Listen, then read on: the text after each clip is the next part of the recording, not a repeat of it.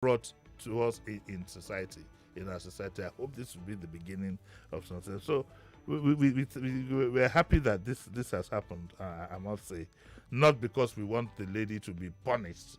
I have nothing against that. But we just want that example set that once the law says don't do something, then it's not done. If you do it, there's a repercussion. She might just get community service, but at least something to just show that, I'm not permitted to say what she might get and what she might not get. I hope it's not more than that. It's someone for contempt.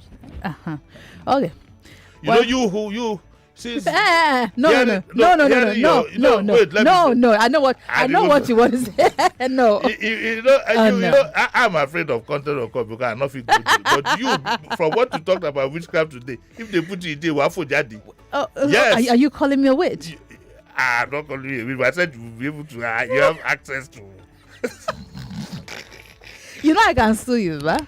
I'll be happy. You'll be glad. I'll be glad. I pass all my assets to you and find something else to do in my life. I'd do that gladly. Sue me. Just write me a threatening letter and that's it. My house, my car, everything becomes yours. After the show. And my liabilities. And your liabilities. And my liabilities. I'll pass. Let's hear next story here on the Punch. Lagos to implement anti-corruption commission law. This public complaint and anti-corruption law will be implemented to help eradicate corruption and deepen accountability in the public service. Which state is this? Ekoni, Lagos. I saw this and it was laughable. I said to myself, here goes the rhetoric again. I don't think anybody who sees things going on will doubt about the amount of corruption that's going on in Lagos today. The amount of corruption that's going on in Lagos is well known to everybody. So I'm asking myself, is this a drama piece? Is this a drama piece or is it for real? Well, I'm happy that in principle these things have been established. Indeed, yesterday it was announced that Justice Mojisola Olatoregun, retired, will be the chairman of the Anti-Graft Commission, and she is going to have a Herculean task on her hands. The corruption in Lagos, or Lagos State as it were, in terms of governance and even in the civil service, is so glaring, is unimaginable. You don't need to go far. Go to the car park, see the cars some civil servants are driving. There was one that celebrated his first 1 billion some years ago in the civil service. So why do we deceive ourselves about this? I'm happy. Justice Olatoregun has a Herculean job to do. So many banana peels. The other day, top official Lagos State was called out for wearing a wristwatch of $220,000 in the social media. Somebody took a photograph of his hands and then matched the watch in a catalog. And at that man's level, he can't be wearing a fake wristwatch. I mean, so it's there for you to see. It is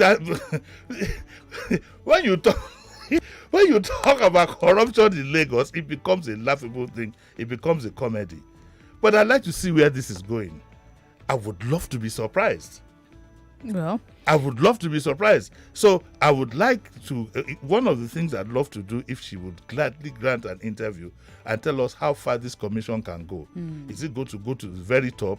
Is the commission going to find out the various forms of corruption that are taking place in the past till date? The various agencies that are set up to milk the states, properties of the states that have found their hands into private hands. Is this commission going to go into that? I mean, it's laughable. But they would also need Lagosians to report some of these cases. What are you reporting? Do you deal with the glaring ones first? We for some of us who have seen this country before, there was a time in the civil service in this country. You dare not go to the car park, go to their houses, look at their salaries and find out. I'm telling you, one of them once was a top guy in this state who celebrated his first 1 billion at a party. In fact, there were two of them. They had a party to celebrate 1 billion. Different party, yes. You spend money to celebrate money. Yes. It's good. It's good. I mean, so what are we talking about here? Let's see how far this commission would go. I have my sympathies for Justice Olatunji, to be honest with you. I sympathize with her. It's a tough job. The job is as I sympathize with her the way I sympathize with my sis who took the job of the Lagos State electoral whatever. All of us know. We know what is going on in our state. Why do we make, So I'm asking where this is coming from, really. And I hope it will not be used as a form to victimize other people. Yes, because the Lagos State top officials and even the party, you need to remove the mote in your eye before you can see the mote in other eyes. That's a parable that you should be able to translate. But I wish everybody well. I wish everybody well in this endeavor. But I hope this is not just another job for the boys, really. Okay, let me take a few comments on our social media feed as we go ahead. Mustafa Kabir on YouTube says, Muri Okunla Okunjimi, mention his name. What are you talking about? It's okay, I get you. He says, corruption is all over Nigeria. This is David Karunwi, not only Lagos. Civil servants and politicians have turned the commonwealth of the society for their personal benefit. On Facebook, Oza Francis says, good morning, Wemimo. The second failure of the national grid, okay, we're coming to this, is not really good for the country. Rasak Kadiri says Lagos corruption is top notch. All right, thank you. Let's go on to another story in the Vanguard. We're bringing in a foreign news story this morning. UK suspends work study visa applications in Nigeria to prioritize Ukrainians. The writers here, I'm angry my home was snatched from me. Nigerian student describes a harrowing escape from Ukraine. Russia imposes sanctions on US President Joe Biden, his son, foreign defense secretaries and others, and also bans Canada's PM, foreign defense ministers. Russian journalists fined after TV protests. And a sad story that we've also reported today, a journalist for Fox News died while reporting the crisis in Ukraine. Perez Zakseski was caught in fire. One of the wonders of the world is the way the Western world handles crisis. I mean, it's unbelievable. We have about 2.5 million Ukrainians out there as refugees. And the speed at which attempts are being made to absorb them is quite commendable. In the UK, for example, now, they put out a notice that if you want to house a Ukrainian, the government will pay you £350 every month. The site crashed. Now, don't think that it's just the £350 that is attractive. No, people have sympathy towards their fellow men. I don't think it is. I don't think it's more of the £350. I think it's more of wanting to be identify with the Ukrainians. Identify with people. So they're taking them in droves. This has led to, so the attention of the authorities, British authorities now, is how to rehabilitate these people. And therefore, we have to pay for it here in Nigeria. What the story says is that they have temporarily suspended applications for work, applications for study, and application for family visas in Nigeria, because it says it is prioritizing applications made under the Ukraine Family Scheme and in response to the humanitarian crisis arising from the invasion of Ukraine. Excuse me. Remember, these people are moving in droves. Yeah. So in a statement yesterday, the UK said that the Ukrainian Family Scheme allows applicants to join family members or extend their stay in the UK. They will also be able to live, work, and study in the UK and access public. Anybody get a Ukrainian passport, right? Not right now. No, that can't happen right now. You can't get an Ukrainian passport right now. There's a black market. Those things don't work. No, those things with the latest passports. I don't think those things work anymore. In the past, it was so easy. You just lift up the head and slot another. Some of your big men today, that's what they did 20, 30, 40 years ago. They were passport office touts. You see how life can be. Yeah. You asked me to name any. I was looking at you, hoping you'd. No. So it says that customers with standard applications in study, work, and family routes may experience some delays in the process of their. What is it temporarily suspended, or they will experience delay? It says they're temporarily suspended. And I think that might go on for most likely maybe another 6 months or so. I was even thinking a year, because Well, within 6 months they would have found. I hope they would have found a way, balance. a bit of a balance there. So that's what it is. Other stories about quickly about the Ukrainian crisis. I'm angry. My home was snatched from me. That's the Nigerian student who described how. Don't forget that the Nigerian students or Nigerians are facing two issues. One is the war. The other is the attitude of Ukrainians towards them. Yeah. It's like a double whammy. And so, I'm sure you're following the Ukrainian crisis on television, but remember that the greatest weapon in any conflict is propaganda. So some of the things you see, especially on the Western media, since we don't have access to Russian TV, some of the things might not necessarily put you in a balance. So you need to have that at the back of your mind. It's good to point that out. It's good to point that out. I don't think that it's important, because all this CNN, BBC, and so on and so forth, it's for a primary reason. It's the reason I told you that Nigerians should be alert to the fact that what is BBC's concern in having BBC Yoruba, BBC Pidgin, BBC Igbo, and BBC Hausa service? What is the what's the spirit behind it? But I like them, they know what they're doing. Do we know what we're doing? The answer is no. We don't have the answer to this information onslaught that we have. Let me take a comment on Facebook from Stephen Ayodele Ngbecheta. I hope that I made that correctly. Jimi, they did not suspend visa application. They only suspended priority and super priority options. Standard applications remain. I read from the newspaper. Yeah, that's a headline from there. So that's the document we will follow. Let's see this one here from the New Telegraph. Article to PDP BOT members: support my ambition or we retire together. Did it say like that? We retire together. It's all kinds of emotional blackmail. I honestly wish that somebody would tell the Turaki that the game is up for. He must have a reason why he's so persistent about wanting to run again. Everything, for starters, what we have on ground, any party that fields a northern candidate this time around, is definitely very, very unlikely to win.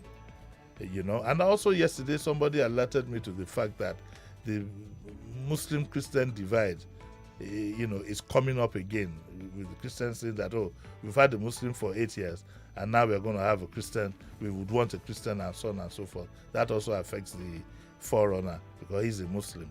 So these things are coming up, and but he is going on. But he said something here that is quite interesting. He says that Asiwaju Bola Ahmed Tinubu wanted to be his running mate under the umbrella of Action Congress AC in the 2007 presidential elections. And he says that Atiku was made the AC presidential candidate in 2007, where he was serving as Obasanjo's deputy. And he says the AC was formed by Tinubu, who was at that time serving his second term as governor. Atiku told the BOT members that Tinubu gave him conditions before he would allow him to fly the AC tickets, And he says, when I joined the ACN with my friend Bola was setting up, he gave me a set of conditions for giving me the ticket, that I should make him vice president. I said, no, I'm not going to make you vice president. And instead, I took Senator Ben Obi. He did not give reasons why this was so. Any day, please, you guys will remind me, any day I have the opportunity to interview Atiku, I'd like to ask him why. So he has called on the BOT members to support his presidential ambition in 2023, or they will all retire with him from politics at close to 80. I mean, what else is there? Give other people. By now, Atiku should have groomed 3, 4, 5 people. Much younger people to take over, to keep the torch burning. But he says that, Your Excellencies, we are now at a crucial moment in this country. Many of you here who got us to the crucial moment, same generation. It is either we retire together or we move on together. Move to where? Atiku fears the PDP might not survive another 8 years as an opposition party. He's absolutely right in that. And that is why they must get it right and field a southerner. That's the mood of the nation. There's nothing you can do about it. We are talking reality here. That's the mood. A northerner can run, fair enough. But I think it would be better if any party that is serious feel led a southerner at this point in time. So he will join the list of candidates, and we wish him luck. Though if you ask me, in all honesty, if I'm locked up in a room with him, I'd wrestle his wallet from him. That watches that, look, you need this money in retirement. Okay. Sorry, I was a bit distracted. Let's see this next story. I've been waiting. No, don't laugh. Yati Fuller.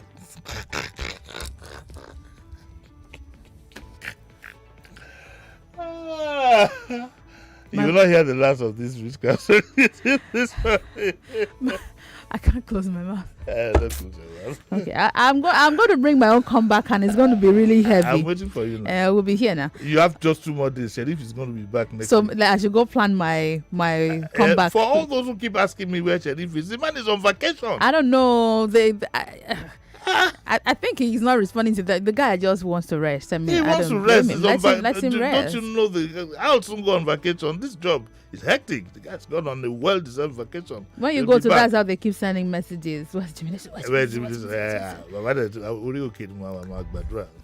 Fire. Vanguard newspaper has this headline: Okada riders on rampage as truck kills 2 passengers in Lagos. This happened yesterday morning. Yes, yesterday on the Lekki axis was some kind of hell. But I'm just a bit worried about how we've gotten to a point where every form of accident leads to some kind of violent demonstration. That should tell the government something, and it should tell the rest of us something. There is a lot of pent-up anger in the land and frustration. And so any slight opportunity, people want to vent their anger. And therefore, we need to buck up. We need to buck up. And we're talking now to those who govern us. We need to buck up. People are frustrated. I saw some story somewhere talking about food prices going up again and again and again. We need to buck up. We're getting very slowly but surely to the precipice. We need to buck up. This story here says that 2 passengers lost their lives on Okada yesterday. The truck killed 2 passengers at the Eleganza bus stop in Ajah area of Lagos. It says the incident happened at 9 a.m., left the motorcycle's legs completely shattered. The incident sparked a violent protest as Irish commercial motorcyclists set the truck ablaze, while the driver with an unknown identity narrowly escaped being lynched. This new development is something we must do something about. Again, it will be part of the value renaissance that we have. We have no value at all for human life now. Generally, yes, no value. Both those who are governing us, we the governed, all of us we don't even have value for our own lives. Yeah, it's People unfortunate. don't even respect their own bodies. It's unfortunate. This is what poverty does. Poverty is worse than cancer, because if somebody has cancer, you treat the person or the person goes. With poverty, it spreads. It spreads. Okay, let's see this next story. Buni's men title hold on APC. Kwanu Doide returns to office, but the big story here to consider is the nomination forms, ranging from 20 million to 5 million, depending on what you're picking up. For those who are in the APC, if you want to vie for chairmanship, you have to go look for 20 million to put down or more. The story mainly is about the developments in the party, which might not concern our listeners that much, but we have to mention it so you know that Buni is now back in the seat with Mr. Akpanu Dehe. Did I get that? Akpanu Dodehe. Akpanu Dodehe. I wish I knew him personally. I just give him a short one, say Dehe, and that would be it. Kind of sure. But since I don't know him personally, I have to. So all the shenanigans that are happening in this story is a full-page story of the Punch, and it says that some groups have knocked the party over high cost of funds. Of course, I mean, why would do a chairmanship aspirant? Why would he have to? You have to be careful to use that word, to bring out 20 million. Just because what if he loses?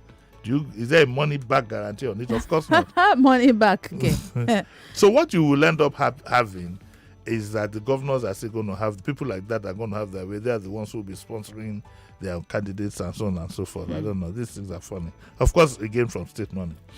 And it says here that, yes, from state money. And it says that, and it says that the party is also going to hold a crucial neck meeting on Thursday. There'll be a crucial neck meeting on Thursday of the party. I've lost interest in all these developments. At the end of the day, let's know who your presidential candidate is, and let's move on and decide whether Nigerians will vote for the person or not. All these shenanigans are, I don't know. Our time is up. I think we should touch on this one in 1 minute and then we'll go. Yeah, I think this might interest you based on the conversation you had on Daily Digest yesterday. Provost advises matriculating NIJ students on good conduct. Yes, the provost, my good friend Benga Adefai. We're trying, you see, there's an unspoken group of us who are trying so hard to see if we can bring some reform in the media. It's very crucial. That is one ambition that I have before I finally retire from this job, to see how we can, and I'm glad that, my good friend Adefai is in the driver's seat at NIJ, and the students matriculated yesterday, and this is what Adefai told them: you must face your studies squarely and avoid acts that can jeopardize your continued stay in the school. And it says here, because you need to catch them young, it says, we disapprove of antisocial behavior such as cultism, examination malpractice, bullying, sexual harassment, and other vices. And it says that on our part, let me assure you of our readiness at all times to protect and assist you so you can enjoy your stay in the school. I have that an ambition to pick up the chalk in one of these schools, but I'm trying to look for the time and how best I can do it. But for all of us, on part-time basis, you find yes, something. just on part-time basis. I don't even want to be paid for it. But it's important, those of us who are practitioners, all of us here, we try and hold the fort, because a bad media is going to lead to a bad country. There's no I train journalists. I mean, it's one of the things. You train them? I invited you to our hangout in December. Yes. I train journalists. It's one of the biggest things that I'm also particular about, because the media has a big role to play in development in Nigeria. Big role. Very big role for that. Yeah. We need to go. Jimi is back at 9 o'clock. At 8 o'clock, I told you we were going to talk about aviation fall. My guest is unable to make it. So let's talk about this national grid that's competing with the London Bridge, collapsing and falling down. Some government officials say, never mind, this power is better under this administration. Let's talk about that when we come back. I don't know about that. Well, that's their argument. Let's talk about that when we return. My name is Wemimo Adewuni. And I'm Jimi Disu. We'll see you soon. When opportunity knocks, Doreen answers. 99.3 Nigeria Info. We are more than just radio. Subscribe to our YouTube channel at Nigeria Info FM. Check us out on Facebook at Nigeria Info 99.3. Follow us on Twitter at Nigeria Info FM and on Instagram at Nigeria Info FM Lagos for live updates as it happens. 99.3 Nigeria Info. Let's talk.